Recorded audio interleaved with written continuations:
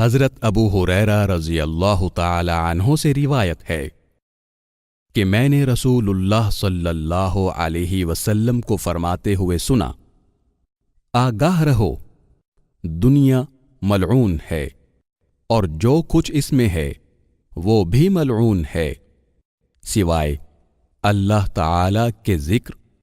اور ان چیزوں کے جو اس سے تعلق رکھتی ہیں، اور سوائے عالم اور علم حاصل کرنے والے کے۔ اسے امام ترمذی نے روایت کیا اور حسن کہا۔